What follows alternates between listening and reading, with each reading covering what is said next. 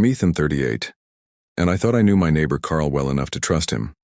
We'd lived next door in our quiet Denver suburb for 3 years, exchanging small talk over the fence and borrowing tools.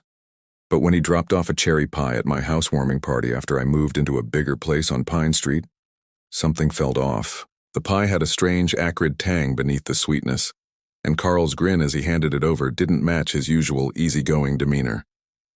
"Just a welcome gift, Ethan," he said, but his eyes darted to the crowd behind me. "My name's Ethan Carter, and I'd recently taken over as president of our neighborhood association, a role Carl had wanted for years. He'd been vocal about his vision for the community, but his ideas, like turning our park into a private lot, were self-serving. Since I won the vote, Carl had been friendly to my face but petty behind my back, reporting my lawn to the city for overgrowth, spreading rumors about my finances, even loosening my mailbox so it fell over in a storm. The pie sat on my kitchen counter, its crust glistening under the pendant lights. My guests milled around, but my eyes were on Derek, a local realtor and Carl's buddy, who'd been undermining me since I moved to Denver.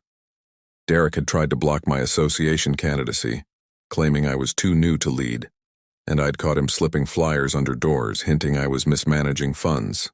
Lately, I'd noticed Carl and Derek huddled together at the community center, their whispers stopping when I approached. "Try some of Carl's famous pie, Derek," I called, cutting a slice and handing it to him with a smile.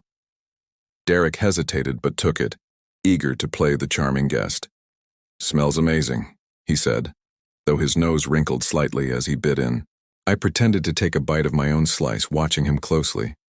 The pie's odd aftertaste lingered in my nostrils from when I'd sniffed it earlier, reminding me of the time I'd gotten sick after drinking Carl Bayras' special lemonade at a block party last summer.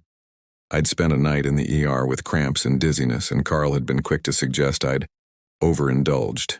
I'd started keeping a log after that, dates, incidents, even photos of things Carl gave me. I'd also installed a small camera on my porch after noticing scratches on my car, catching Carl and Derek inspecting it late one night. When I found a vague text on Derek's phone, left open at a meeting, saying, "Make sure Ethan's out of the picture for the vote," my suspicions grew. Feigning a call, I stepped into the garage, leaving the pie on the counter.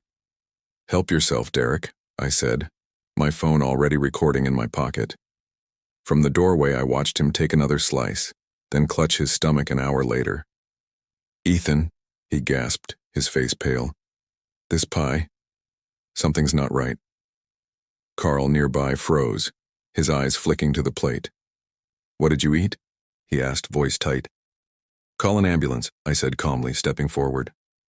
"And Carl, care to explain why your welcome gift is making Derek sick?" My phone caught Carl's stammer. It wasn't meant for him, it was just to make you feel off for a bit." Derek's head snapped up, realization hitting as he doubled over. Paramedics rushed Derek to Denver Health, and I followed, my phone still recording.